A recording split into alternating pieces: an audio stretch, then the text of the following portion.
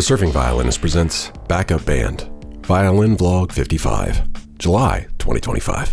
As I've mentioned many times before on this channel, Anthony Peebles has been an integral part of my post-symphony music career in my hometown. Playing gigs with him and John and Jeff, Caleb and Andrew over the years really reshaped the way I play violin in gigging band situations. During one of Anthony and John's Bergen Barrel gigs, me and Jeff jumped up to do a song, and Jeff picked Tyler Childers' White House Road. And again, as I've mentioned many times before, the moment Anthony, John, and I would live for was the phenomenon Carlos Santana coined as supersonic holy spiritual, when everyone in the band just intuitively knows where you're going and there's a concerted improvisation that is self-propagating. Beyond call and response, beyond give and take, beyond push and pull, it feels like you're an entire musical ecosystem composing a ballet cadenza on the fly. This would only happen a couple times a gig, and if we were lucky, a couple times a set. But when it happened, it added something to the gig beyond our expectations and made gigs something better than just mere work.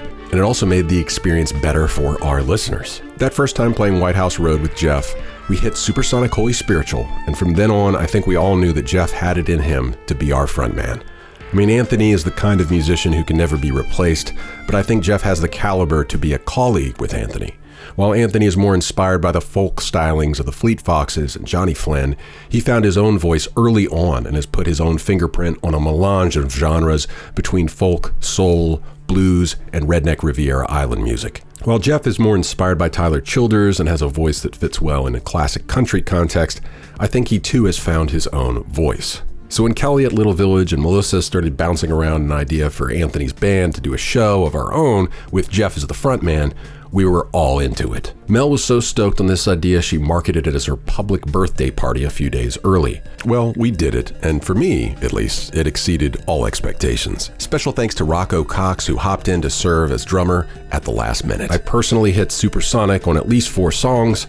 Now, the problem with mixing alcohol and prima donna performers is that there is this filament separating mutual supersonic holy spiritual from self-indulgent on-stage gooning. There were many occasions when me and John would look at each other after a particularly robust attempt at forcing supersonic holy spiritual moments when it wasn't quite happening organically and say to each other, "Indulge me." Self-indulgent showboating and grandstanding overextension is a real pitfall when the something in the you had to be there air has a chemical reaction with the alcohol in your veins and the avarice in your emotionalism. I think I was guilty of donkey galloping over some of these moments in the gig. However, I was thankful to see that even under the influence of drink and soloist fugue state, I did hit a 7th position G in tune improvisationally, which I can't remember doing many times ever. So this was a rite of passage for me personally. We had some problems with mixing the violin adequately. It was too hot on stage but got lost in the crowd. But I have uploaded 3 of my favorite songs we did on my Simple Violin channel, thanks to Kelly for recording. Hopefully this is just the beginning. I thought this gig was a defining one for me personally, and I hope we can take it to the next level in upcoming months. In other gig news, I got to play solo for an event Forrest hosted. It was a 3/4 Sue's Family affair with me, Mel, Rohan, plus Morton. Sarah joined us. We all played roles. Forrest did a great job. The food was spectacular. I loved the venue, and I got good feedback on the music. So let's take a gander at regular gigs in July. Well, we lost Ozzy Osbourne in July, so not only did we do some Ozzy covers with backup band, but I gave a try on Paranoia as a solo after stumbling on this clip of a mariachi band doing a cover for Ozzy when he was out at a restaurant. It was such a good rendition, I wondered if violin alone could carry it. Not quite the same effect, but it is remarkable how often cross-cultural genre bending can produce something magnificent. An audience member was right when they suggested Mama, I'm Coming Home might work better on violin. Ballads are always a good option for violin. On 2 opposite ends of the request spectrum, I got a request from a young lady at Bergen Barrel for Taylor Swift's Willow, which I didn't nail, but she was very gracious and enjoyed my attempt.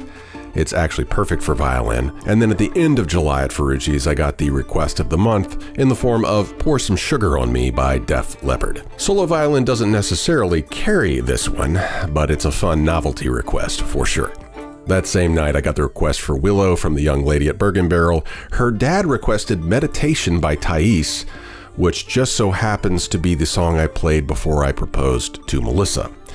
Was a little less happy with my higher register performance of this one, but it was a nice diversion into the past. A member of the audience asked for Eminem, so I tried Lose Yourself, which should really be a no-brainer on violin, and the audience liked it, but it needed work for sure. Special shout out to my gig regulars, Carlos and Cindy, Guy and Dory, Matt and Jamie. They always brighten my night and have new requests that are fun to try and keep my sight reading sharp. Until next time, keep it consistent, even if your muse isn't. Godspeed, virtuosos in training. To see these videos early, without ads, join the lineup here on YouTube. You just need a YouTube account, and for $1.99 a month, you click this little join button and sign up to get early and ad-free access to 4 monthly vlogs: the surf vlog, the violin vlog, the Masala vlog, and the family vlog. Thank you very much.